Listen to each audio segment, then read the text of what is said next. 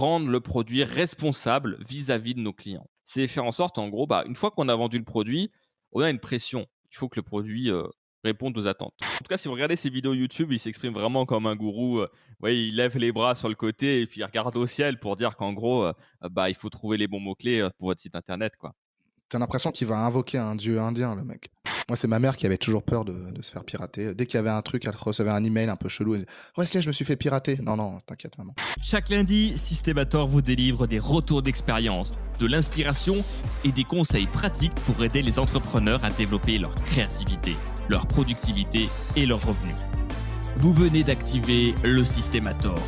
Installez-vous confortablement dans votre nouvelle vie de créateur. Bienvenue dans Systemator, le podcast qui vous aide chaque lundi à vous auto-améliorer.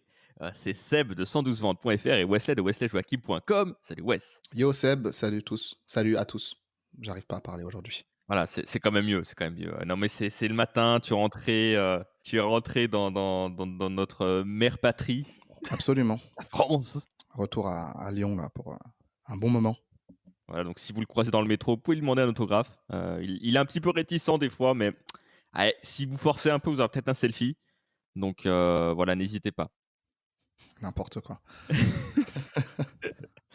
Aujourd'hui, on continue notre série sur l'e-book d'Ethan Sash. On a commencé la semaine dernière. Ethan Sash est un product manager de génie qui a construit de nombreux SaaS. Vous savez, c'est ces espèces de software qu'on va utiliser sur des sites internet. Messenger en est un, par exemple. Si vous utilisez Messenger pas d'Apple, mais de Facebook. Facebook, voilà, sur navigateur, par exemple, ça c'est un SaaS ou tous les autres outils qu'on a pu utiliser, vos trucs que vous utilisez pour programmer vos tweets, par exemple, à l'avance, ce genre de choses. Et il nous donne un peu ses meilleurs conseils pour créer des meilleurs produits et le faire plus rapidement. Et ce qui est intéressant, c'est que c'est pas mal adapté aux SaaS et aux startups, mais parce que c'est sa spécialité. Mais moi, je trouve qu'on peut vraiment l'adapter à tout type de business, produit ou service. Et nous, d'ailleurs, dans Systemator, on fait le tri du contenu pour vous. Comme ça, vous n'avez pas besoin de vous taper tout l'e-book, mais on vous conseille d'aller le lire quand même. C'est sur producthabits.com, je pense. Donc, habits, habitude. Voilà, et la semaine dernière, en fait, on a parlé déjà de la première partie correspond au premier chapitre. Là, on parlait du deuxième chapitre.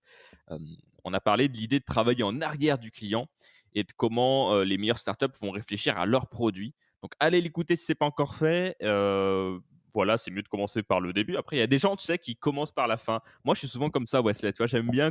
Je vois épisode 3 sur 5. Je me dis, ah, celui-là, je pense qu'il faut que je commence par lui. Tu vois. T'es Et le genre de gars à commencer par le dessert au restaurant, quoi. Exactement. Ça me fait penser à une petite anecdote. Il y a un restaurant incroyable, à une rue de restaurants incroyable à Lyon. Et la spécialité de ces restaurants, donc le mec, il a genre 3 restaurants dans la rue, tu vois. Et c'est le pain perdu. Et à chaque fois, je suis super déçu parce qu'à chaque fois que j'y allais, j'étais avec des collègues de boulot, et c'était pour un poste du midi. Et vu qu'à chaque fois, on n'avait pas le temps de prendre le dessert. Et du coup, moi, je voulais à chaque fois un pain perdu, tu vois. Mais les autres, c'était en mode non, je prends pas de dessert, allez, on y va. Et j'étais trop triste. Et du coup, à chaque fois, j'avais envie d'y aller juste pour prendre un dessert, quoi.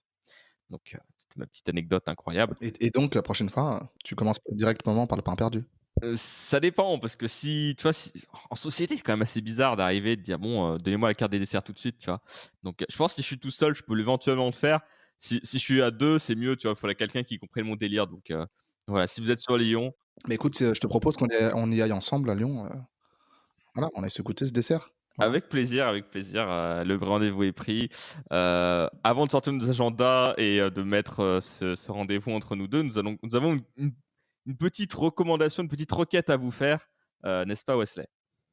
Oui, peu importe l'épisode sur lequel vous avez cliqué, pour, commencer à découvrir, Systemator, que ce soit au milieu ou au début ou à la fin, si vous nous écoutez aujourd'hui, c'est que vous appréciez, certainement le contenu, que nous, créons, et nous vous invitons, donc à aller mettre 5 étoiles sur la plateforme, de votre, choix. En l'occurrence, il y en a 2 sur lesquelles on peut mettre, des étoiles, dont, Apple Podcast évidemment. On commence à avoir, pas mal d'avis, et ça nous permet de continuer à monter en puissance et à nous faire connaître. Vous pouvez également nous retrouver sur notre site, systemator.tech, et interagir avec nous.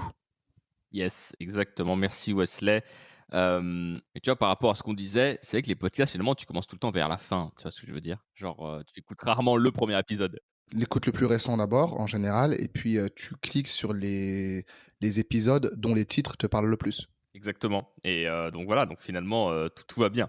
Allez, c'est parti, pour notre épisode du jour.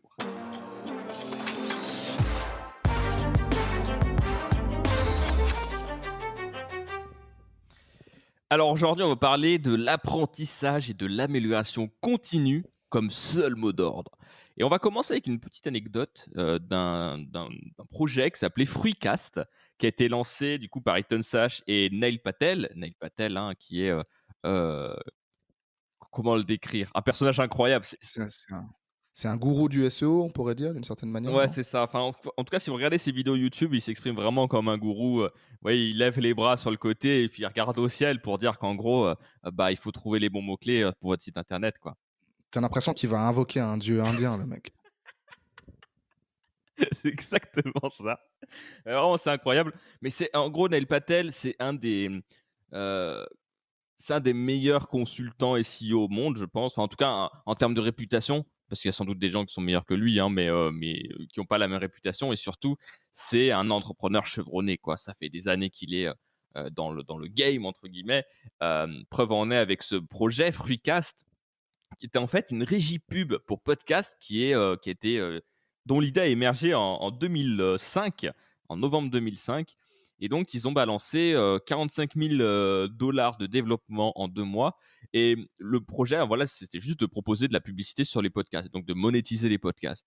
Ça remonte quand même à un sacré moment parce que tu te mets en 2005, c'était le début de YouTube, tu vois, par exemple.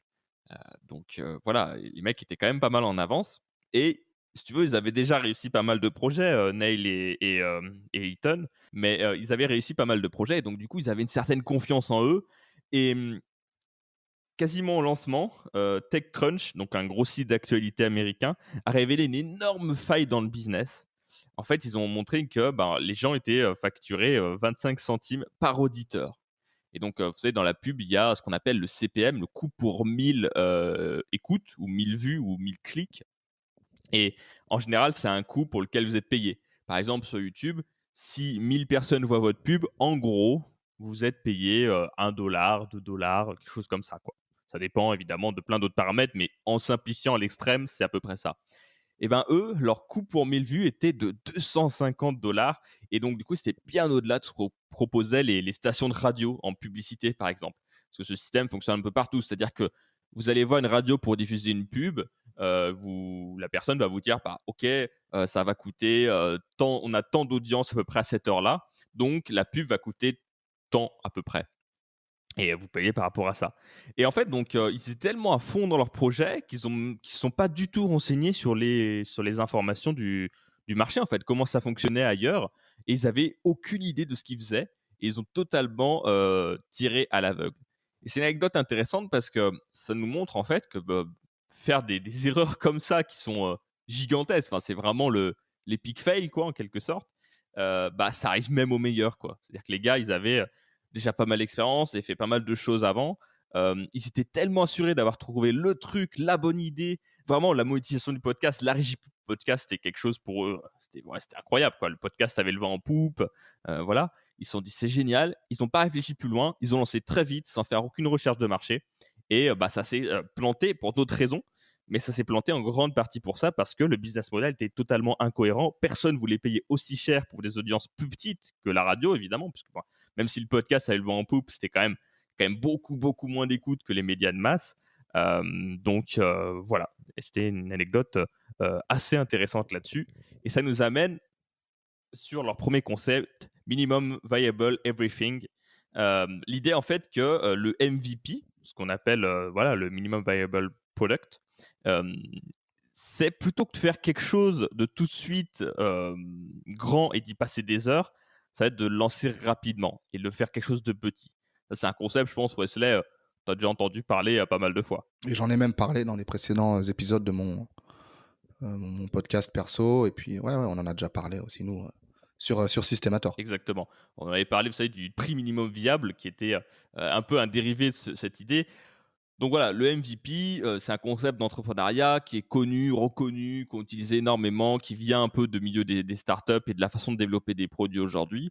et qui peut s'utiliser pour plein de choses. Par exemple, si vous êtes freelance ou que vous lancez votre boîte et que vous n'avez encore rien de construit, bah, l'idée, ça va être de construire quelque chose rapidement et d'aller le vendre très très vite pour voir si ça fonctionne et tirer des informations. Le problème, en fait, du MVP, c'est que beaucoup le confondent avec une stratégie de commercialisation. C'est-à-dire, en gros, faire en sorte de mettre quelque chose très, très vite sur le marché et de directement vendre et de se dire: «Bon, je vais réfléchir à comment je peux vendre rapidement, sans rien préparer», en quelque sorte. En fait, le MVP, c'est pas tout à fait ça. C'est là où il y a une nuance importante, c'est que le MVP consiste plutôt à créer un produit qui va être structuré, pour vous obliger à apprendre de votre marché, à apprendre de votre client. Et donc, on va essayer de diviser le développement du produit en une série d'étapes afin de pouvoir continuer à l'améliorer, à itérer. Et l'idée, en fait, c'est de ne pas mettre l'accent sur la construction pure du produit, ce qu'on a tendance à penser. On se dit, OK, je lance mon MVP ou ma boîte et petit à petit, je vais ajouter des choses. Petit à petit, je vais ajouter des cartes de visite, des flyers, enfin, ce genre de choses. On va construire ça, notre produit. Mais lui dit que non, en fait, il ne faut pas faire ça. Il faut se concentrer sur l'apprentissage parce que c'est ça réellement qui va donner des fruits à la fin, quoi.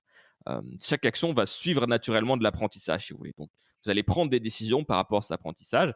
Et donc, l'objectif, c'est d'apprendre des choses sur votre marché. Donc, si on résume, minimum, ça serait donc faire des cycles d'apprentissage aussi courts que possible. C'est-à-dire qu'à chaque fois, vous allez essayer d'apprendre des choses très très vite et des choses très simples sur votre marché pour les valider ou les invalider. Et viable, tester une hypothèse simple et limpide.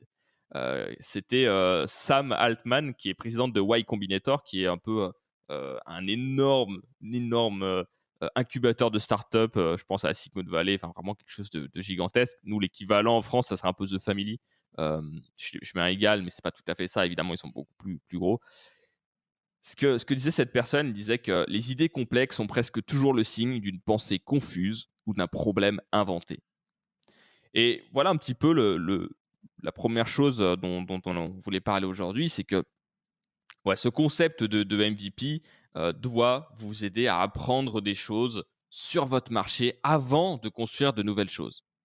Donc voilà, je trouvais ça assez intéressant, Westef. C'est une nuance dont on parle pas souvent et qui en fait nous ramène un petit peu à ce qui est vraiment important en soi. Exactement, on a tendance à en faire des caisses, en faire des tonnes et à vouloir réinventer la roue alors que en étant dans l'observation des problèmes de notre audience, de nos clients, de notre marché, on a déjà des éléments de réponse. Ça me fait penser d'ailleurs à la citation d'Albert Einstein. Enfin, c'est une citation indirecte, parce que il énonçait cette idée, on en a fait une citation. C'est euh, 90% de la résolution d'un problème correspond à sa définition. Si on sait exactement à quel problème on s'attaque, eh bien, ça va être beaucoup plus simple de trouver la bonne solution. Et ouais, vraiment rester sur les fondamentaux, quoi. Yes. Et en fait, un truc aussi dont on ne pense pas, c'est que la suroptimisation, c'est quelque chose qui tue énormément de boîtes. Et pourtant, c'est quelque chose qu'on a le tendance à faire encore et encore et encore, à toujours réfléchir et à qu'est-ce qu'on peut ajouter. Alors que souvent, il faut plutôt enlever des choses d'ailleurs. Mais tout ça pour dire qu'en gros, ouais, le MVP, si on pense notre produit comme OK, je lance un truc qui est imparfait, c'est OK, je le mets en vente, mais que derrière, on se concentre non pas sur ce qu'on en apprend de notre client, mais sur bon, bah là, j'ai la première étape, mais maintenant, mon produit, il faut que j'ajoute telle chose, et puis après telle chose. On commence à suroptimiser et en fait, on change notre point de vue. C'est-à-dire qu'on commence à construire et à planifier la construction plutôt que construire en fonction du retour client. Et c'est un petit peu le message aujourd'hui de cet épisode. C'est un petit peu de faire l'inverse, de renverser un peu la machine, de se dire ok, on reste concentré. On reste concentré sur j'ai lancé mon MVP et qu'est-ce que je vais apprendre de ça? Quelle est l'hypothèse que je veux valider ou invalider? Et on a pas mal d'exemples là-dessus. La semaine dernière, Wesley, tu nous as pas mal parlé d'Henry Ford avec sa fameuse citation. Eh bien, on va en parler aussi encore aujourd'hui. C'est en gros, si je demandais à mes clients ce qu'ils voulaient, ils auraient dit des chevaux plus rapides. et il leur a donné à la place des voitures, quoi, les voitures qu'on connaît aujourd'hui. Et ce que nous dit Ethan Sash sur son e-book, c'est qu'aujourd'hui, on devrait plutôt leur donner finalement un skateboard. C'est l'analogie un petit peu de Spotify. Donner une planche à roulettes quand le client demande une voiture au lieu de commencer par des roues. Mmh. Ouais, finalement, ce que la personne recherche avant tout, ce que la personne veut, c'est un véhicule qui permet de se déplacer avec un système de roues ou de roulettes. Et ensuite, on évolue à partir de là. Exactement. Au fur et à mesure, en fait, tu vas prendre du coup sur ton marché, donc tu vas transformer, tu vois, ta planche à roulettes en trottinette, puis après, avec les retours de tes clients, en vélo, et puis après en moto, et puis enfin avec une voiture, quoi, en quelque sorte. Or, bah, en fait, on fait souvent l'inverse, sauf que bah, personne peut faire quoi que ce soit avec une roue ou même deux roues, tu vois, la version au-dessus. Tu as besoin à chaque fois d'avoir. Voilà, si tu commençais à construire la voiture en mode, ok, je commence à construire la première roue, ensuite je vais faire la deuxième roue, après je vais mettre toute la carrosserie, bah tu vois que même à la troisième étape, bah ta voiture elle roule tout le temps. Genre, elle peut pas rouler en fait déjà de base, tu vois. Ok, tu as des roues, mais tu es Mmh, obligé de la mmh mh. pousser, quoi. Enfin, ça va pas. Alors que si tu commences avec une planche à roulettes, qu'après tu ajoutes une sorte de guidon, ça te fait une trottinette, qu'après tu ajoutes des roues et enfin, des roues plus grosses et un système de vélo, quoi, enfin de cycle, bah là, tu arrives à quelque chose, tu vois, déjà à chaque fois utilisable et mieux qu'avant, Mmh mh. Ouais, c'est l'engin minimum en viable quelque finalement. sorte. Mais j'aime bien cette analogie. En plus, on comprend tout de suite que, avec l'histoire des roues, hein, si vous avez suivi, vous qui écoutez, c'est vraiment, une bonne analogie parce que on voit que ça roule justement, ça fonctionne et se dire: «Quel est le quels sont les ingrédients minimums pour, que ma recette, soit mangeable?» Voilà. Exactement, Et que pour que mon engin puisse se déplacer. exactement. Et d'ailleurs, sur l'e-book, il y a un petit schéma qui est assez marrant. Donc en fait, bah, tu vois en haut, les gens ne veulent pas, donc ils te montrent une roue, puis après 2 roues, puis après, les roues plus la carrosserie et enfin, dernière étape, la voiture complète avec le volant, et tout le reste. Et en fait, tu vois que sur l'étape 1, 2, 3, tu as un bonhomme qui fait un peu la gueule, quoi. Avec l'étape 4, le bonhomme est content, tu vois. Mais ils disent plutôt, bah voilà, faites votre planche, votre trottinette, votre vélo, votre moto et votre voiture à la fin. Et au début, tu vois que le mec est pas spécialement content d'avoir juste une planche à roulettes, genre c'est un peu simpliste. Après, ça va, une trottinette et un vélo, c'est cool. La moto, il commence à être vraiment content, tu vois. Et quand il a la voiture, là, c'est le feu, c'est vraiment le meilleur produit de sa vie, tu vois. Mmh mh. Et c'est vraiment intéressant de réfléchir à ça comme ça. Parce qu'en fait, ce qu'il nous dit aussi, c'est que bah, construire une voiture, ça équivaut un peu à construire 1000 planches à roulettes, quoi. En fait, passer de rien à la voiture, ça nous fait tomber dans le piège un peu de la grande idée. C'est-à-dire qu'en gros, tu vas commencer ta boîte et tu vas avoir un peu la vision d'ensemble. Qu'est-ce que tu veux faire? Où est-ce que tu veux aller? Qu'est-ce que tu vas construire? Sauf que le risque de ça, c'est de le faire tout de suite. Or, tu as besoin d'une étape 1 simple à faire. Parce que si tu commences à le construire, ta voiture, à partir de rien, et ben, tu vas y passer des heures et des heures et des heures et même des mois, quoi, Et des des années, années pour quelque chose qui finalement ne marchera que tu pas vas abandonner. ou Ouais. que tu peux abandonner. Donc, ce que je vous propose là, c'est de vous énumérer quelques exemples assez intéressants de MVP et notamment de MVP de boîtes hyper connues. Et celui j'ai bien aimé celui-là, c'est celui de Spotify. Alors Spotify, vous savez, c'est cette application de streaming de musique et de podcast. Peut-être même que vous êtes un utilisateur Spotify. Si vous écoutez ce podcast, que vous l'écoutez même sur Spotify, eh bien, chers utilisateurs de Spotify, même si vous ne pouvez pas nous mettre d'avis, ce n'est pas grave, hein, on va quand même parler de vous. On ne vous en veut pas, mais vous pouvez quand même partager l'épisode, hein, pensez-y, c'est important. En fait, Spotify présentait à l'époque dans son MVP quelques morceaux codés en dur. C'est-à-dire que en gros, tu téléchargeais Spotify, tu avais déjà quelques morceaux, tu vois, dedans. Et leur hypothèse, c'était que les gens se foutaient de posséder la musique si la diffusion en streaming fonctionnait aussi bien que la musique en leur possession. C'est-à-dire qu'en gros, euh, à l'époque, bah, on avait la musique sur notre ordinateur et Spotify s'est dit, mais attends, si notre streaming, on simule un petit peu cette impression d'avoir la musique sur ton ordinateur, bah, les gens, ils s'en foutent de posséder la musique ou non, en fait. Et c'est là où ils se sont rendus compte qu'en fait, leur obsession, c'était de se concentrer sur la latence.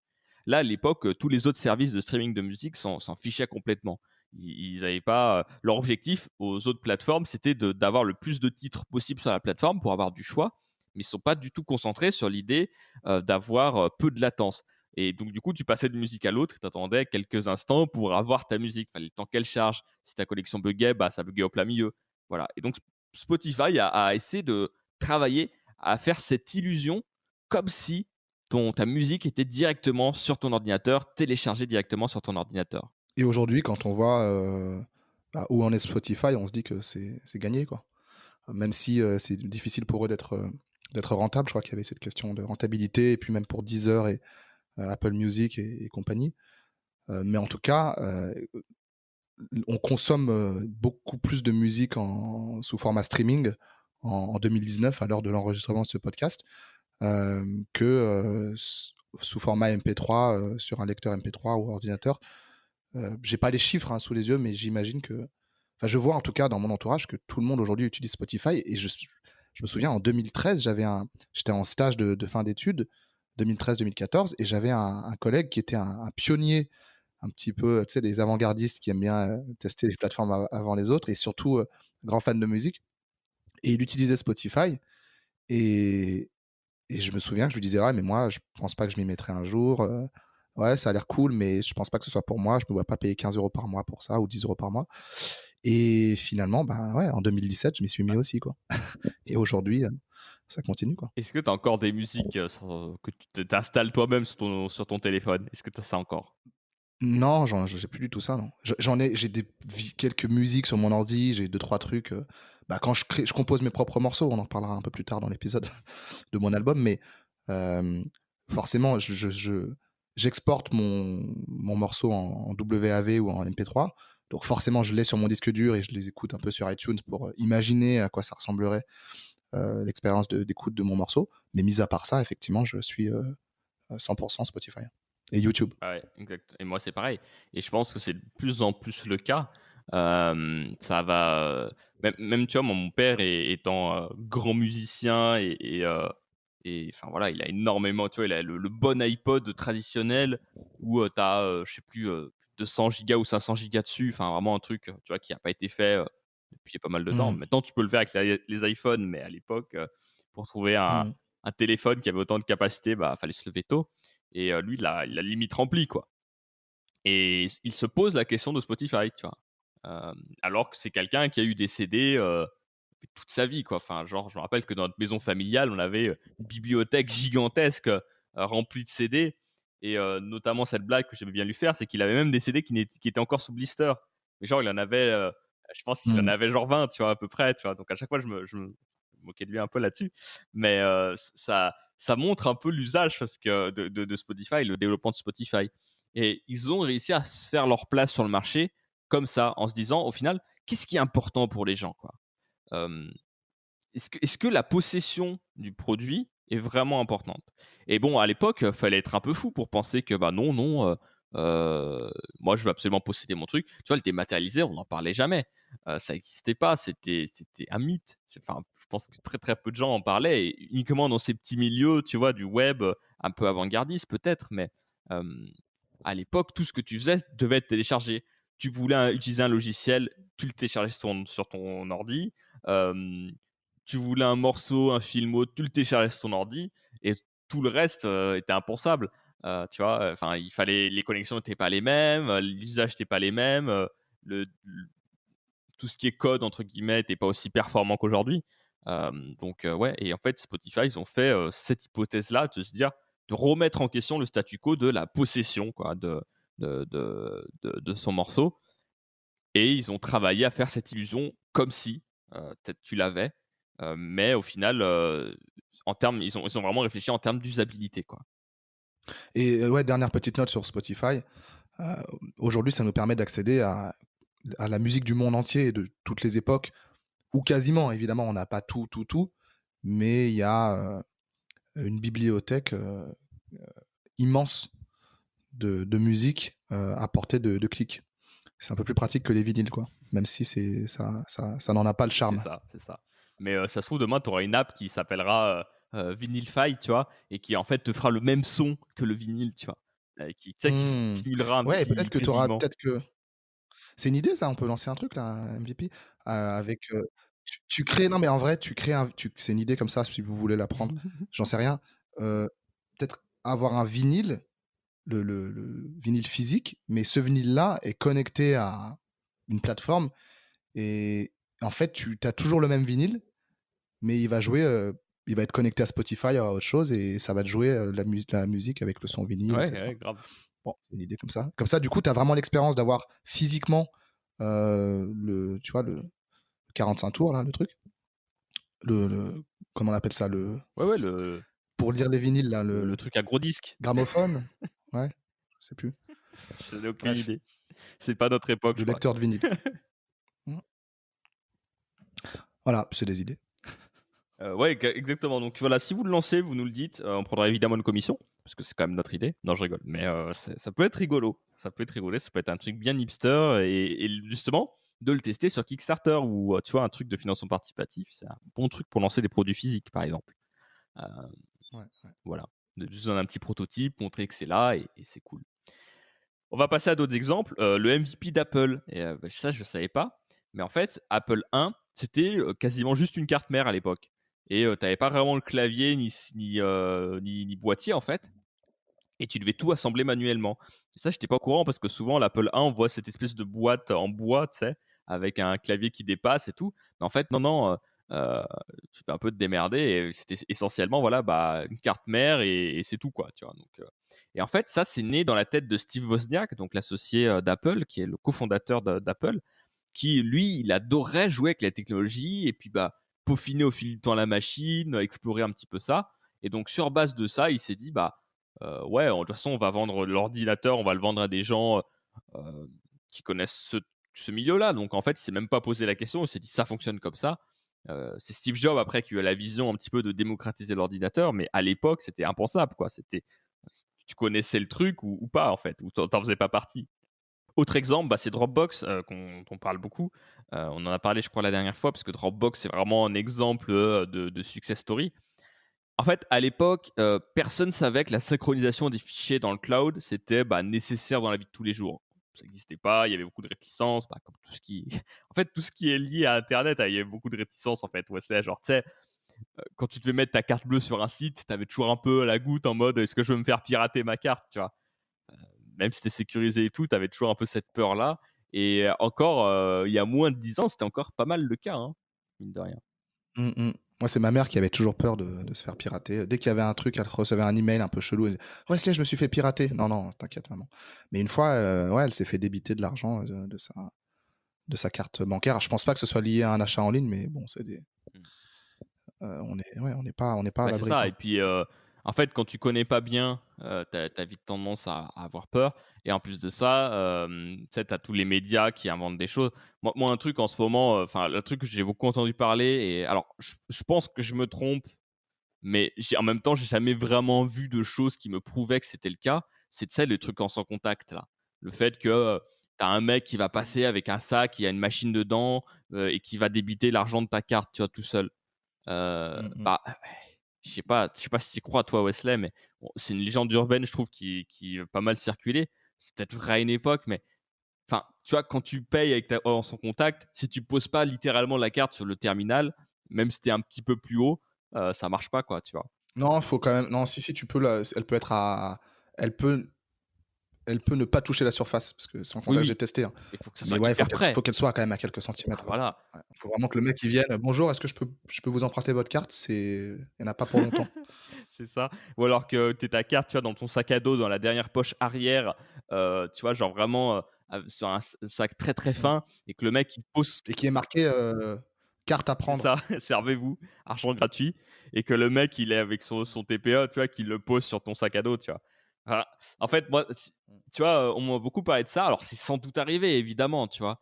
Mais je suis sûr que ça a dû arriver quelques fois, à des gens qui étaient dans cette situation qui était quand même assez rare. Moi, je sais pas, mais, hem, par exemple, moi, ma carte est rangée dans mon portefeuille. J'ai, plusieurs cartes dedans, de plein de trucs, tu vois, de TCL, enfin de transports en commun, ce genre de choses. Bah, en fait, même si je pose mon porte-carte sur l'appareil pour payer, ça marche pas. Alors que mon truc est pas du tout sécurisé, c'est pas du tout, tu sais, le truc en ferraille et tout, c'est un vieux truc en tissu pourri, quoi et Enfin voilà, je sais pas pourquoi on a digressé là-dessus, mais Ça, c'est parce que tu as pas d'argent. ça c'est fait. Alors envoyez nos dons, on a lancé une campagne de dons, pas du tout. Mais non, tout ça pour dire qu'en gros, bah, internet, et il y avait pas mal de frictions, à l'époque et donc par rapport à Dropbox, le cloud, mettre toutes ces données en ligne sur un nuage, c'était un truc mais totalement obscur et personne même savait que c'était possible et que ça allait exister. Tu avais l'époque à l'ancienne où tu pouvais éventuellement mettre tes fichiers sur un serveur et tu te disais: «Ah c'est bon, c'est sécurisé». En fait, c'était enfin, pas plus que ça quoi, mais voilà. Et en fait, Dropbox, ils ont créé un MVP, mais c'était pas un MVP, enfin, c'était pas un produit, en fait. Ils ont fait un truc et au lieu de le mettre en au lieu de construire le produit, ils ont juste mis une vidéo de démonstration de 4 minutes à peu près qui montrait le fonctionnement de Dropbox. Donc, ils ont codé un truc un peu, rapidement. Ils ont dit: «Bah, voilà, vous mettez vos fichiers là-dedans, ça les synchronise et vous pouvez les récupérer n'importe quel ordinateur, c'est cool, voilà comment ça fonctionne et tout» et voilà. C'était ça leur MVP, c'était juste une vidéo qu'ils ont mis sur un site web et en une nuit, la liste d'attente, elle est grimpée de 5 000 personnes à 75 000 utilisateurs intéressés par Dropbox en une seule nuit. Et donc après, bah, tu as du poids parce que tu dis, bah voilà, il y a 75 000 personnes en une nuit qui sont intéressées par mon produit, donc tu peux aller trouver des financements plus facilement pour accélérer le développement de ton produit parce que bon, tu as aussi un peu la goutte, quoi. C'est-à-dire que bah, tout d'un coup, tu as genre presque 100 000 personnes qui t'attendent, quoi. Donc bon, à un moment donné, il faut que tu lances ton truc et que tu ailles plus rapidement. Mais c'est un énorme premier pas quand tu viens de lancer ton entreprise. Et Dropbox, c'est une belle success story par rapport à ça. Yes. Ensuite, deux derniers exemples intéressants, bah, il y a LinkedIn. Bah, LinkedIn, en fait, c'était juste un profil utilisateur avec la possibilité d'inviter des gens à se connecter entre eux et puis bah, rechercher d'autres utilisateurs et envoyer des requêtes comme si c'était des emails, quoi. Donc un truc finalement assez simple. Et puis voilà, puis après, ils ont développé tout le reste. Il y a encore quelques années, par exemple, il n'y avait pas encore le feed un peu à la Facebook, tu sais, le fil d'actualité qui est très très utilisé sur LinkedIn apparemment. Alors, c'est pas un truc que j'utilise beaucoup, mais c'est assez marrant de voir comment les gens ils se sont appropriés ça et c'est vraiment devenu le Facebook, mais entre pros, tu vois. Genre, t'as l'impression un peu que les gens ils sont en mode ouais, c'est Facebook, mais c'est professionnel, tu vois et tout. Et donc, en fait, ils partagent des mèmes, par exemple, du travail, des genres de trucs, tu vois, des trucs assez rigolos. Mais c'était pas encore le cas à l'époque, il y a quelques temps. Et dernier exemple du jour, bah, c'est le MVP de Groupon. Ça aussi, c'est assez intéressant. Groupon, vous savez, c'est cette application avec plein de réductions, plein de bons plans tous les jours. C'est assez mondialement connu. Et en fait, ils ont démarré avec un blog WordPress qui proposait bah, des remises quotidiennes, des chèques cadeaux, des bons d'achat, uniquement dans la région de Chicago. Et en fait, il y avait un tel engouement qu'ils se sont dit, mais on peut peut-être aller plus loin, on peut peut-être l'étendre au reste du pays, puis après au reste du monde. Ils ont créé leur application Groupon et c'est parti de là, quoi. Donc, un simple blog WordPress, ça suffit pour créer leur MVP parce que l'important, c'était pas de développer l'application qui allait t'envoyer des notifs push tous les matins pour te dire qu'il y a une réduction. L'important, c'était, OK, est-ce que ça intéresse les gens et qu'est-ce que je peux apprendre de l'utilisation des gens? Quels sont peut-être, les bons plans qui vont les intéresser et cetera, quoi. Donc voilà, Wesley, quelques exemples, ça m'a beaucoup inspiré, moi, personnellement.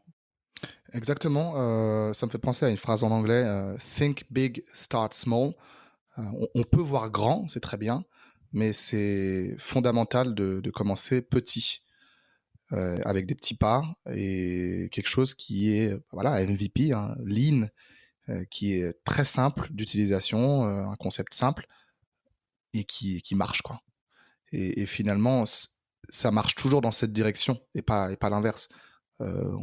L'exemple de Facebook, évidemment, qu'on connaît tous, ça a commencé dans une université pour maintenant toucher 2 ou 3 milliards de personnes. Donc c'est ouais, on se perd souvent dans la grande vision et cet e-book dont tu parles et ce chapitre en particulier aujourd'hui, ça nous permet vraiment de revenir juste devant nous et de regarder, ok, c'est quoi les pas qui me restent à faire pour, comment dire, pour faire une première boucle plutôt que de vouloir faire le tour du monde. Comment est-ce que j'ai déjà quelque chose qui fonctionne pour bouger là où je suis. Yes, et d'ailleurs, dans le livre, il parle un petit peu de cette phrase finalement. Il dit Start small, iterate fast. Démarrer petit, itérer rapidement. Et c'est finalement ça la clé, quoi. C'est OK, vous avez appris des choses, et vous pouvez, il va falloir les mettre en ordre, les mettre en place, heu, voilà, assez rapidement, quoi. On va finir un peu, l'épisode en parlant des règles de productivité selon les product managers, donc les gens qui créent les produits, qui gèrent les produits. Il y a 3 étapes intéressantes que nous propose, Hit Slash. Déjà, premièrement, aucune tâche ne devrait durer plus d'une semaine. C'est-à-dire que pour construire un projet viable, on pourrait le faire à chaque fois en une semaine. C'est-à-dire qu'à chaque fois que vous allez ajouter quelque chose, tester une fonctionnalité, tester un système d'acquisition, vous pourriez le faire cette semaine. Je vais vous donner un exemple. Imaginons que je veux créer un événement pour trouver des prospects. Eh ben, qu'est-ce qui m'empêcherait de le faire cette semaine, quoi? De me concentrer dessus. Je pose une date à la fin de la semaine ou pourquoi pas la semaine prochaine, tu vois, pile 7 jours plus tard et après je vais, hem, communiquer tous les jours, envoyer des posts, envoyer des mails perso et voir si ça fonctionne, quoi. Et du coup, en une semaine, tu vas avancer tout le temps très vite parce qu'à chaque fois, tu auras testé une hypothèse, tu vas pouvoir voir si ça fonctionne, tu vas pouvoir l'itérer et réessayer. C'est-à-dire que si ton événement n'a pas marché, essayer de comprendre pourquoi. Peut-être c'est le titre qui n'allait pas, peut-être que c'est l'angle que tu allais prendre qui n'allait pas, l'heure peut-être aussi. Bah, qu'est-ce que tu peux faire pour la prochaine fois faire mieux et donc relancer la semaine d'après, sur d'autres hypothèses, itérer. Ça, c'est assez intéressant aussi parce que, bah, ça nous force justement à se dire: «OK, cette semaine, qu'est-ce que je mets en place comme, fonctionnalité, comme test?» pour ensuite avoir des retours assez rapides. Autre chose, c'est l'idée de vendre avant de construire. Et là, l'exemple qu'il nous donne, c'est Buffer. Buffer, c'est un outil qui permet de planifier ses posts sur les réseaux sociaux. C'est assez énorme aujourd'hui et ils ont énormément d'utilisateurs. Beaucoup de professionnels des réseaux sociaux les utilisent. Et ils sont passés de l'idée du départ au premier client en seulement 7 semaines. C'est-à-dire qu'ils sont passés d'un mec qui a l'idée de Buffer à se dire OK, on va trouver un client. 2 mois plus tard, ils avaient leur premier client et leur MVP, c'était une simple page d'atterrissage qui proposait un outil de planification pour Twitter. Du coup, les gens devaient s'inscrire à la newsletter pour être informés de l'avancement du produit, de son lancement. Et du coup, ça leur donnait des informations utiles pour la vente. Ils avaient des infos sur, OK, bah, combien de personnes sont intéressées par cet outil. Au moins, on est sûr qu'on va pouvoir lancer le projet et puis voir si ça fonctionne, quoi. Et juste après, ils ont réussi à trouver leur premier client assez rapidement. Et le dernier point qu'ils nous propose en termes de productivité, c'est l'idée de rendre le produit responsable vis-à-vis de nos clients. C'est-à-dire qu'on a plusieurs façons de faire, on a 2 façons de faire selon lui. C'est faire en sorte, en gros, bah, une fois qu'on a vendu le produit, on a une pression. Il faut que le produit, réponde aux attentes. Et donc on peut le faire avec une cadence un peu forcée de mise à jour, chaque semaine. C'est-à-dire que chaque semaine, tu vas proposer quelque chose de nouveau à tes clients ou alors tu vas le faire avec le soutien de ta communauté. C'est-à-dire que, par exemple, tu vas avancer sur le projet, tu vas donner des news, tu vas proposer de tester telle ou telle, chose. Hem ce que fait par exemple, j'ai un exemple là-dessus, c'est, tu sais le jeu vidéo Hytale, moi je gère le site qui s'appelle Hytale FR qui est la première communauté, française sur le jeu et eux, lorsqu'ils ont lancé leur jeu, bah, voilà, ils ont fait 51 millions de vues, ils avaient une énorme communauté et beaucoup de gens ont créé autour de ce jeu-là alors qu'il n'est pas du tout sorti. C'est-à-dire que même la phase de bêta n'a pas commencé. Après à voir si c'est une erreur ou pas, tu vois? C'est compliqué un peu de juger. C'est un pari sur l'avenir, C'est ouais. ça. Eux, pour le coup, ça fait, ils ont quand même 3-4 ans de développement dans les pattes, donc ils sont pas du tout en mode MVP, tout de suite, quoi. Et ça, c'est après le monde de la création de jeux vidéo qui est un peu comme ça. Parce que tu as aussi toute la phase de communication, les gens se lassent vite, dans ce marché, donc c'est un peu particulier. Mais par contre, voilà, ils sont soutenus par la communauté et la communauté attend d'eux, des nouveautés. Et après, bah, tu le gères plus ou moins bien. C'est-à-dire qu'il y a des moments où ils l'ont très, très bien géré. Ils publiaient des nouveautés, des informations sur le jeu toutes les semaines. Et puis d'autres moments, bah, comme en ce moment, par exemple, où il n'y a pas d'infos depuis 2 mois et dont 95 des sites dans le monde d'actu sont morts, quoi. C'est-à-dire que nous, on continue de créer du contenu autour du jeu, mais on a regardé, même nos confrères internationaux ne font plus rien depuis 1 mois, 2 mois par rapport à ça, quoi. Donc voilà, l'idée un peu de se rendre responsable vis-à-vis de nos clients, de nos fans, de notre communauté est assez intéressante pour se forcer à toujours délivrer, informer, donner des choses en plus, par rapport à notre produit, puis voir si les gens réagissent. Heu, voilà, c'est assez intéressant là-dessus. Ouais, c'est super, et ça me rappelle un petit peu les idées de l'épisode, précédent, sur le début du livre, que, finalement, le produit qu'on crée ou le service qu'on crée a véritablement une mission, comme si c'était une personne, euh, voilà, de rendre service à l'audience, au client. Et, et c'est à nous, en tant que créateurs de ce produit-là, de faire le maximum pour que ce produit-là puisse remplir sa mission et répondre aux problèmes. Exactement.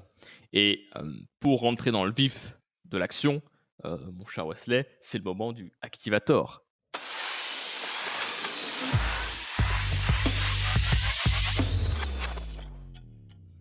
Activator, c'est un petit peu la recette du jour, les choses vos devoirs en quelque sorte, hein, c'est un petit peu les devoirs pour la semaine prochaine. Euh, donc, c'est quelques conseils que vous pouvez utiliser pour créer votre MVP ou en tout cas améliorer votre produit assez rapidement. Premièrement, ce qu'on vous conseillerait de faire, c'est quelle hypothèse vous pouvez tirer par rapport à votre marché. En gros, qu'est-ce que les autres concurrents ne feraient pas, mais qui pourrait être pourtant un point déterminant pour le client, quelque chose qu'il attend vraiment, quelque chose ouais, qui résonnerait en lui, tu vois.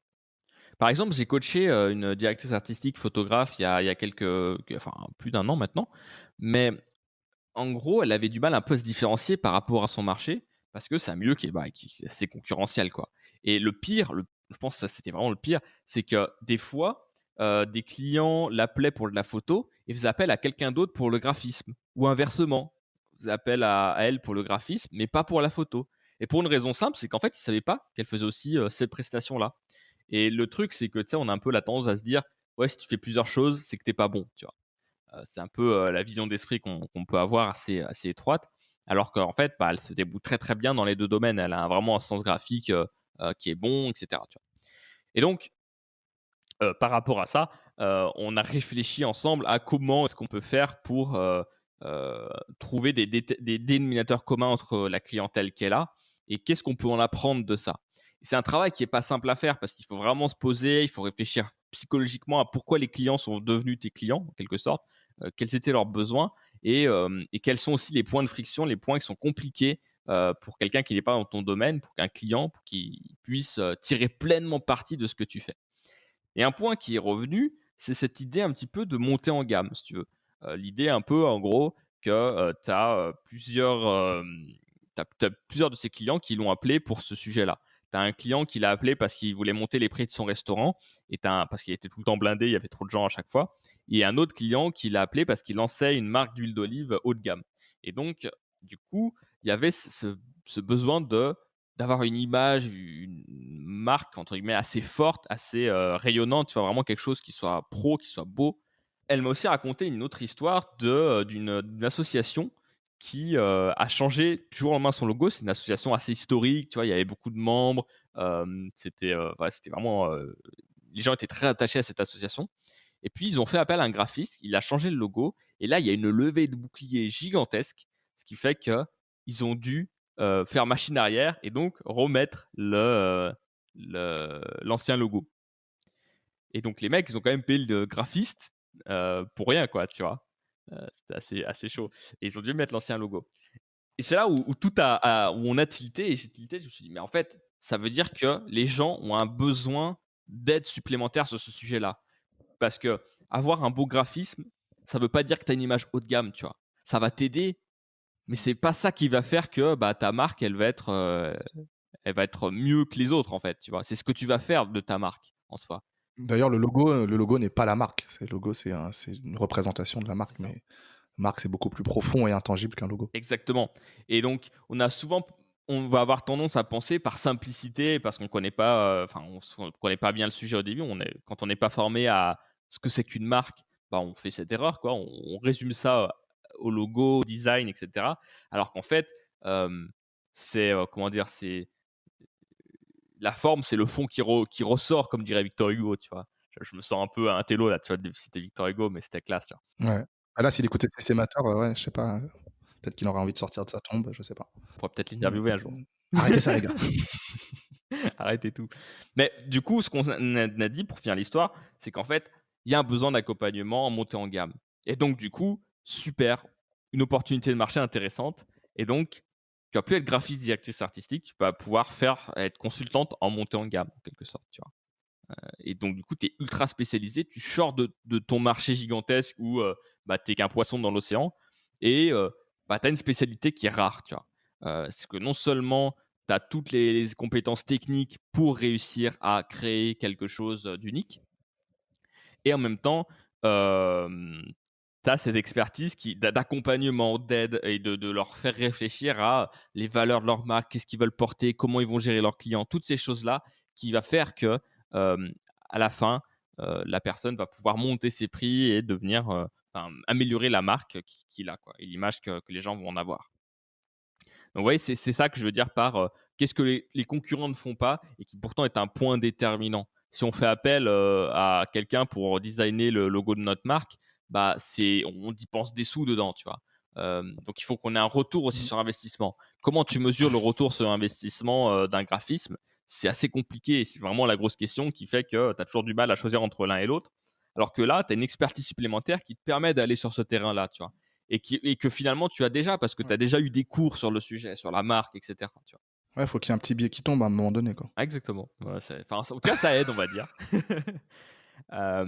Après ça tu peux être graphiste et vendre autrement, hein, mais en tout cas, globalement, il y a plein de sujets comme ça. On se rend pas compte, mais quand on réfléchit, il y a vraiment beaucoup, beaucoup de sujets et moi, je le vois en coaching tout le temps avec mes clients.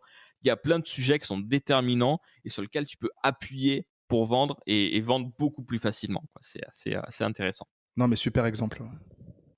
Si c'est un sujet qui vous intéresse, on peut en parler sur 112 ventes. Vous allez sur 112ventes.fr, prenez un petit rendez-vous d'une heure. On en discute de ça et pas de problème. Et voilà, si ça vous intéresse, c'est tout à fait possible de le faire ensemble. Deuxième chose, c'est planifier votre semaine.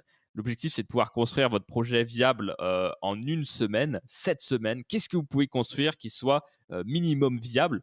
On dit viable, c'est vraiment, voilà, ça va servir à quelque chose et ça fonctionne de lui-même. Mais qu'est-ce que vous pouvez mettre en place cette semaine pour avancer là-dessus? Qu'est-ce que vous pouvez tester cette semaine? Voici, est-ce que tu as une idée, par exemple? En ce qui me concerne, Ouais. hem, là, je vais en parler dans le truc de la semaine, mais je suis en train de terminer mon album. Donc je sais pas si ça rentre dans le cadre, j'ai un appel, avec, quelqu'un, avec un influenceur, youtubeur, coach. Donc ouais, tester, enfin voir ce qui mord quoi, lui dire, voir comment on peut peut-être travailler ensemble et justement ça me fait penser un petit peu aussi moi à mon à mon parcours. À la base, j'étais, très à cheval sur la grammaire, la langue française. J'avais, une chaîne YouTube, qui s'appelle Écrire juste, qui est d'ailleurs toujours, en ligne, même si, il y a plus de vidéos. Enfin, il y a des vidéos, mais elle est pas, mise à jour et et finalement, de fil en aiguille, je me suis rendu compte que ce dont les gens avaient vraiment besoin, c'était pas, d'écrire sans faire de faute. Enfin, c'est important, mais tant qu'à tant qu'à faire appel à quelqu'un, ils préfèrent faire appel à quelqu'un qui prend tout en charge et qui dit: «Bah, écoutez, moi, je vais écrire à votre place pour, faire passer votre message, pour vendre» et c'est ce qu'on appelle le copywriting et puis la création de contenu et là, c'est intéressant. Là, je peux mettre mes compétences au service de quelque chose qui, d'un réel besoin et quelque chose qui paye aussi pour moi et mes compétences artistiques aussi, je dois dire plutôt mes tendances, à la créativité et à l'art, je peux aussi les mettre, sur la table. J'ai pas encore réussi à combiner la musique avec la rédaction, mais il y a quelque chose d'intéressant à faire. Alors du coup, moi je vais te pousser un peu, parce que tu vois, c'est l'activator quoi, c'est le moment où tu t'actives. Si tu devais, trouver des nouveaux clients, par exemple pour une des activités, soit de la musique, soit, ce que tu veux. On peut partir sur de la musique par exemple. Imaginons que tu dois faire des génériques pour des podcasts, tu vois? C'est quelque chose en ta portée puisque tu as fait Systemator, tu vois? Ouais, Tu ouais. veux vendre ça. Qu'est-ce que tu peux tester cette semaine pour voir si ça marche? Eh bah, c'est bien, eh bah, très bonne idée. Le mec, que je vais avoir au téléphone, c'est, lui proposer de non seulement faire la musique, mais en plus de travailler sur son message. C'est-à-dire que dans un générique, comme celui de Systemator, tu as de la musique, mais tu as aussi un message préenregistré et moi, en tant que, copywriter, c'est mon rôle d'écrire, de scripter ce qui va être ensuite prononcé, que ce soit à l'audio ou en vidéo. Donc ça, c'est un package intéressant. C'est une idée, de dire, je vous fais la musique plus, plus le message. Un peu comme quelqu'un qui ferait le graphisme et la rédaction. Bah, parfait. Mais vous voyez que du coup, en 1 minute, Wesley a pu pondre une idée, qu'il va pouvoir tester cette semaine. Heu, Parfait. Hem, Comme dirait Charlotte, et Mélanie, enfin Mélanie, on l'a pas encore eu dans le podcast, mais Charlotte qu'on a eu il y a quelques semaines dans cette interview, elle dit souvent: «Au pire, ça marche» et c'est assez intéressant comme philosophie. Mmh Et mh. au moins, ça vous permet de tester. Au pire, le mec dit non, bah tant pis, vous pouvez tester autre chose. Moi, par exemple, là, j'aimerais bien tester, alors malheureusement, là, c'est ce que j'ai essayé de faire cette semaine, tu vois? Mais en fait, j'ai un emploi du temps trop booké, pour les 2 semaines à venir, donc en fait, je suis un peu bloqué là-dessus. Mais moi, je vais tester des événements, on va dire en mode, ouais, des événements présentiels, des ateliers. J'avais déjà testé tout ça, mais je vais essayer d'en faire plus régulièrement. J'ai encore alors un peu de logistique à gérer, donc là-dessus, c'est un peu plus compliqué. Mais par contre, je vais aussi peut-être pouvoir tester, de la pub Facebook. Je vais avoir, là, j'ai maintenant un contenu qui est prêt et que je vais essayer de tester et en soi, ça me prendrait, tu vois, peut-être, une demi-journée à mettre en place et puis on voit si ça fonctionne et bah, si ça fonctionne, c'est cool, on continue. Ça fonctionne pas, on itère et on recommencera plus tard, la semaine d'après, par exemple.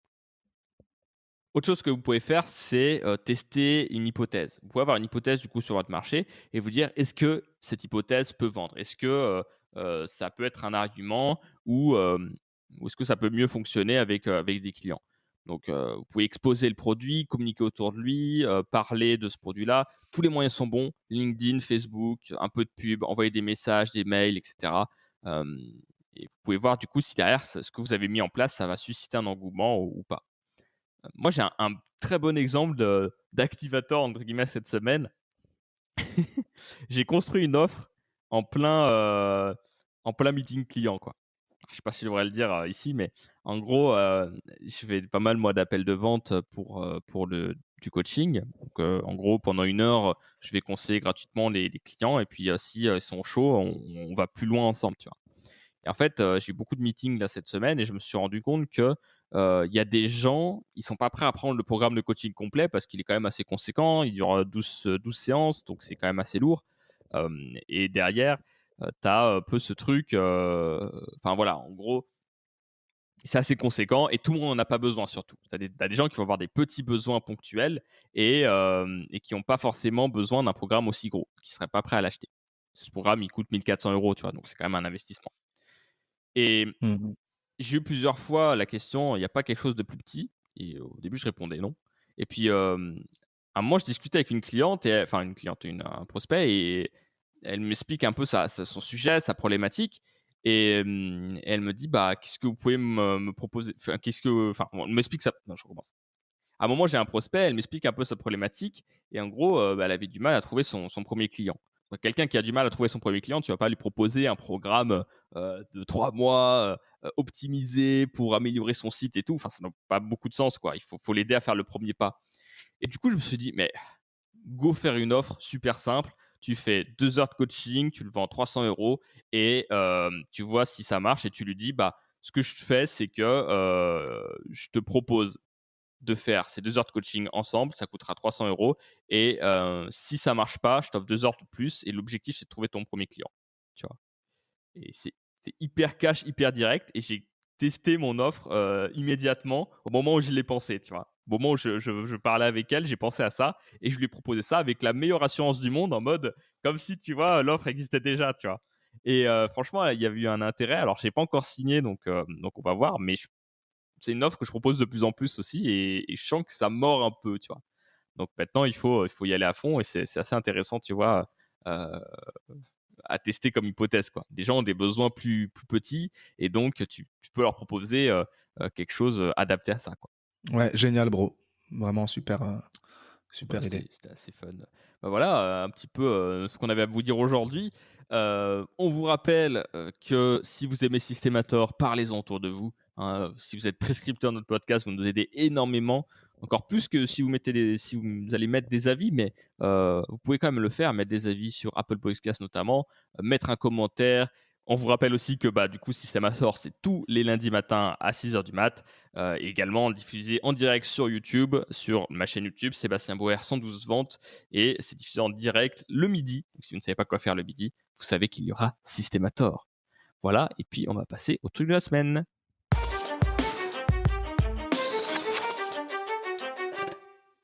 Voici là, quel est ton truc de la semaine? Eh bien, mon truc de la semaine, cher Sébastien, c'est ma session en studio avec la chanteuse Lipsia, qui est d'origine d'ailleurs russe, angolaise, joli mix. Et je l'ai rencontrée il y a quelques mois à Lisbonne. J'avais fait un son pour elle, qui n'est d'ailleurs toujours pas sorti. Et en échange, je lui avais demandé de prêter sa voix euh, et collaborer ensemble sur le dernier morceau de mon album. Quand je dis le dernier, ce sera vraiment le 10e sur 10, le morceau final, qui s'appelle Souvenir. Souvenir. C'est du zouk, chanson avec des paroles d'amour. Et donc, ce qui est marrant dans l'histoire, c'est on a repoussé, repoussé, repoussé, et on comptait sur les autres, sur voilà, nos connaissances à Lisbonne, d'autres musiciens pour choper un petit créneau comme ça, gratos, et enregistrer en studio. Et finalement, on s'est rendu compte que si on se remontait pas les manches, ben, on trouverait jamais en tout cas, on n'aurait jamais la certitude d'enregistrer. Donc j'ai dit, ok, je vais mettre la main au porte-monnaie. Et ça m'a pas coûté très cher, d'ailleurs, 50 euros pour 2 heures d'enregistrement, à côté de Lisbonne, là où Lipsia habite. Donc dans un studio, ça s'est très très bien passé. C'était donc le 29 octobre, pour être très précis. Et maintenant, j'ai toutes les voix et je suis à Lyon, dans mon home studio pour finaliser le mix de ce morceau et l'album qui va sortir au mois de décembre. Donc, j'ai intérêt à me bouger là si je veux bien tout terminer, tout masteriser. Mais c'est en très très bonne posture. Donc voilà, c'est sprint musical en ce moment pour moi. Génial. Et tu nous avais déjà parlé d'Ipsia, je crois, dans un précédent épisode. Certainement, ouais. Ouais, ouais. Certainement. Mais c'est non, vraiment une très belle rencontre de cette année 2019. Et alors, qu'est-ce que tu en tires un peu de cette expérience en studio là-dessus Ouais, c'est la première fois que j'enregistre, enfin, c'est elle qui chantait évidemment, mais dans un vrai studio professionnel. Et je me rends compte, ah ouais, ça fait 10 ans que je fais de la musique et c'est seulement la première fois. J'ai déjà été dans des studios de potes ou voilà, d'autres musiciens, mais c'est un peu des home studios. Et le mec, l'ingénieur son qui bossait avec nous et qui s'occupait, on va dire, de la partie technique, pendant que moi, je pouvais un peu orchestrer les choses et dire, OK, Lipsia, tu chantes telle partie, le couplet, le refrain, blablabla. Le mec était super efficace et ça met en confiance. Voilà ce que je dirais.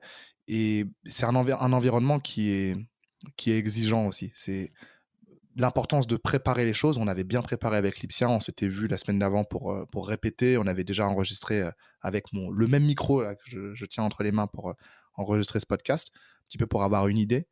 Et on en revient un petit peu à l'idée de ouais, la résolution du problème, c'est surtout le définir. Et pareil, pour couper l'arbre sur les 6 heures imparties, comme disait Lincoln, ben, c'est important d'en prendre 5 pour aiguiser la hache. Donc finalement, et ma mère me le dit souvent, c'est 80% du truc, c'est préparer, quoi. C'est la préparation. Et après, une fois que tu es sur place, bah, tu déroules, quoi. Tu connais le truc. Yes. Ça marche peut-être pas pour tout, mais en tout cas, dans le cas d'un enregistrement en studio où tu sais ce que tu as à faire, bah, c'est très important d'être super spécifique. Un dernier truc que j'ai envie de partager aussi, c'est bah, n'attendez pas pour vous lancer. Encore une fois, je pense que c'est le message principal de cet épisode, c'est commencer petit, mais commencer. Du podcast en général, évidemment, mais de cet épisode aujourd'hui en particulier sur vraiment le lancement d'un MVP. Et moi, je vois que la musique, j'ai énormément procrastiné. Et en fait, je m'autorisais pas à le faire. En fait, je me disais pas, OK, je prends 1 heure par-ci, 2 heures par-là, pour dire m'enfermer dans une pièce et voilà, faire juste de la musique. Parce que j'attendais d'avoir voilà, aucun souci en tête. Mais justement, c'est dans la tête que ça se joue. Si on se dit, OK, je planifie, j'anticipe, tel jour c'est pour mon travail client et tel autre jour c'est que pour la musique, ou sur des demi-journées, ou même sur quelques heures, ça permet de se focaliser de manière sereine et sans se dire, ah, mais je devrais peut-être être en train de faire autre chose. Et ça, c'est quelque chose qui a changé récemment dans ma vie. C'est ma capacité à planifier et à vraiment m'y tenir. Je reste flexible, tu vois, mais ouais, les priorités en numéro un, quoi. Super intéressant. Mais c'est vrai que enregistrer en studio, c'est assez magique. Et c'est vrai que tu vois aussi qu'il y a quand même beaucoup de boulot. Ça, j'avais fait avec Anom un enregistrement en 24 heures d'un morceau. Euh, Anom Mmh. qui était notre premier invité, je crois, ou deuxième, je ne sais plus. Mais 2e après Davido David, je ouais, c'est crois. ça. C'était le deuxième. Donc, qui une toile montante du rap, on peut dire ça comme ça. Alors, je sais pas à partir de où on peut dire que c'est une toile montante, mais en tout cas, quelqu'un qui commence à avoir le vent en poupe et c'est cool. Mmh. Euh, et on avait enregistré un morceau en 24 heures, donc de l'écriture jusqu'à l'enregistrement. Et on y est parti, on est arrivé au studio, je pense, à 9-10 heures du matin. Et on a fini je crois que je suis rentré chez moi, il était 4 ou 5 heures, tu vois. Et au début, quand on a vraiment commencé à enregistrer la musique, le son, donc ils ont créé aussi de la musique en live.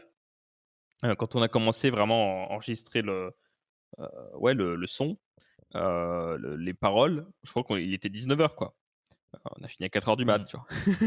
Ouais, ouais. Donc, du coup, on était un peu en mode ah ouais, en fait, c'est chaud, c'est compliqué, quoi. C'est long, hein, C'est c'est long, super hein. Nous, long, ça hein. nous a pris 2 heures pour un morceau de 4 minutes et on avait tout préparé, on savait ce qu'on avait à faire. Ça a pris quand même 2 C'est heures, quoi. clair, c'est clair. Et donc, ouais, non, c'était vraiment. Puis après, le morceau, t'en peux plus, quoi. Tu l'as tellement écouté 800 fois que tu le détestes à la fin, je pense. Mmh. Mais Le en tout morceau cas, sort et toi, t'es déjà saoulé, quoi. Les gens le découvrent et c'est toi, tu ça. te dis: «C'est bon, merci, au revoir». Arrêtez de m'en parler. Ouais, non, c'est assez intéressant le studio. J'avais bien aimé cette expérience, même si c'était vraiment fatigant.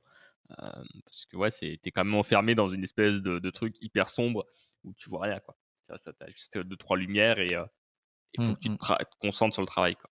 C'est assez particulier comme ambiance de travail en vrai. Ouais, ouais, ouais. Yes. Et toi, Seb, quel est ton truc de la semaine? J'avais parlé il y a quelques temps de Victor Ferry qui a une super chaîne YouTube sur la rhétorique. Je sais pas si tu t'en souviens, Wesley. Vaguement, ouais. Non, je m'en souviens pas. Voilà, ça veut dire que t'es pas allé voir. Mais je vous relance un appel, allez voir sa chaîne, elle est vraiment géniale. Il vous apprend. Il a dépoussiéré un peu ce côté, tu sais, la rhétorique, c'est un truc, enfin, ça fait vieux, quoi. Ça fait un peu figure de style, cours de français, tu vois, que tu avais en troisième, en seconde et tout. Mais il le fait vraiment d'une bonne façon. Sa chaîne YouTube, à chaque fois, va vous donner des conseils pour mieux argumenter, mieux répondre. Et c'est vraiment intéressant. Il prend tout le temps des cas très concrets et des cas de la vie de tous les jours, que ce soit des politiciens, des journalistes, des orateurs. Et du coup, c'est tout le temps sous un format un peu d'étude de cas. Et récemment, il a sorti, enfin, hier, au moment où on enregistre l'épisode, il a sorti une formation sur, en gros, comment améliorer son style dans ses contenus. Voilà, en fait, l'objectif de la formation, c'est de t'aider à développer un style et améliorer ton style, en tout cas dans ta façon de faire. De faire en sorte, en gros, de ne plus être finalement la personne qui va citer les autres, mais d'être une sorte d'auteur, tu vois, de réfléchir à tes concepts, de réfléchir à ce que tu fais, à ton travail et à la façon dont tu vois les choses toi, et d'y mettre des mots. Et en fait, c'est très drôle parce qu'en fait, ça ressemble vraiment. Au début, je me suis dit, en fait, je viens d'acheter un cours de français, quoi. Mais c'est presque ça. En fait, il t'aide à améliorer ton style, d'une manière générale. Ton style d'écriture, ton style de création de contenu, tu vois. Et c'est assez génial parce que, par exemple, dans la formation, au début, il va t'expliquer certains concepts et t'aider à définir un peu plus ta vision des choses par rapport à ton boulot. Dans la formation, il va te proposer aussi un exercice qui va te permettre, tu vois, de réveiller un peu ton style et d'aller vers des contrées et des ressources, d'utiliser des ressources que tu n'as pas forcément. Il va te faire faire, en fait, alors je ne veux pas trop spoiler parce que enfin, ça m'embêterait de spoiler un peu son contenu parce que c'est dans sa page de vente, tu vois, il s'en sert un petit peu en mode suspense, tu vois. Mais en gros, il va t'aider à aller plus loin que ce que tu écris déjà. Il va te dire, autorise-toi à limite écrire un poème, tu vois. Un truc que tu fais, enfin, que personnellement, je fais jamais, à moins que tu sois poète, tu vois, t'écris jamais de poème. Tu n'essaies jamais de faire vraiment des rimes dans tes phrases, de trouver des choses qui fonctionnent, de faire des belles figures de style. Et là, il te dit, ok, vas-y, lâche-toi, oublie tous les préjugés, oublie tout ce que tout le monde va faire autour de ça. Arrête de te juger, tu vois. et écrit à fond sur cette thématique. Et donc, il te liste des thématiques et tu dois écrire dessus. Et en fait, à partir de ça, il va t'aider à développer vraiment ton style. Il va t'aider à créer, par exemple, toute une série de métaphores nouvelles par rapport à ton secteur d'activité. En gros, tu vas prendre des parties importantes de ton secteur d'activité, de comment fonctionnent les choses, et il va te donner des outils pour créer des nouvelles métaphores, pour pouvoir se faire mieux comprendre et faire en sorte que tu sois plus la personne qui va citer les métaphores des autres, mais que les gens citent tes métaphores, tu vois. Et j'ai trouvé ça vraiment, vraiment très intéressant. Ça m'aide énormément et voilà, j'avais envie d'en parler. C'est le genre de formation dont on n'a pas forcément l'habitude, d'acheter, heu, parce que, c'est assez atypique, quoi, tu vois? Genre, c'est compliqué de vendre en vrai une formation pour améliorer un peu ton style, tu vois, en création de contenu parce que le bénéfice est heu, assez loin, si tu veux, de gagner de l'argent, avoir plus de visibilité et tout. C'est vraiment, OK, comment tu vas plus loin, beaucoup plus loin dans la création de ton contenu, et c'est pas quelque chose qui touche tout le monde, tu vois? Tu as des gens, ils sont plus juste en mode: «Bah, voilà, moi je veux créer mon contenu, point et avoir ma petite audience et c'est cool», tu vois? Donc voilà, c'était assez intéressant, j'ai envie de le partager, parce que moi, c'est un sujet qui me tient à cœur, quoi. C'est comment faire mieux, comment, développer ses idées, je trouve ça chouette, quoi. C'est du travail, mais je trouve ça c'est chouette et ça je trouve que c'est vraiment quelque chose qui permet de se démarquer réellement, des autres. Grave. Non, mais super. Il y a plein de perles, hein, plein de pépites qui existent sur le web en termes de formation et de contenu. Moi, j'aime bien un petit peu ces auteurs qu'on découvre ou ces créateurs qui, qui ont, qui ont leur propre formule finalement et qui sortent des sentiers battus. Un peu comme voilà, Brad Blanton avec l'honnêteté radicale ou encore Agir et penser comme un chat. C'est des lectures, moi, qui m'ont ouvert les yeux sur le fait que, ouais, tu peux avoir du succès avec un concept en faisant quelque chose qui te ressemble vraiment et qui est totalement différent de ce qu'on a entendu jusque-là, quoi.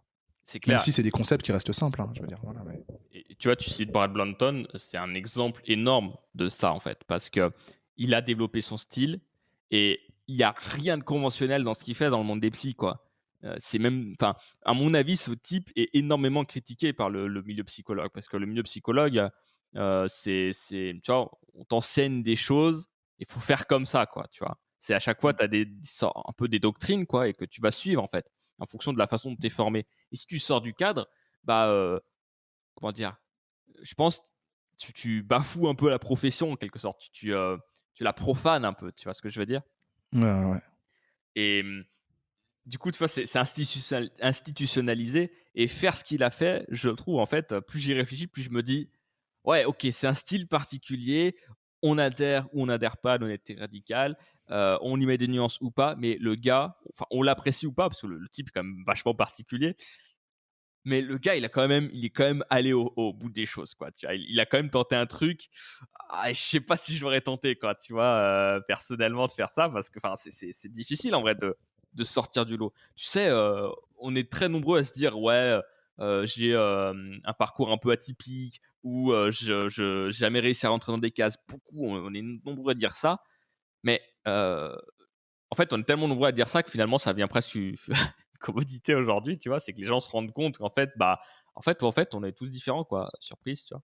Et mais par contre, tu as une différence entre je clash un peu, hein, mais tu as une différence entre les gens qui, comme Brad Blanton, ils vont prendre le train et ils vont tout détruire, tu vois? Ils vont prendre, ouais, le bulldozer et ils vont tout détruire dans leur domaine, tous les fondements pour dire: «OK, moi je pense ça», tu vois?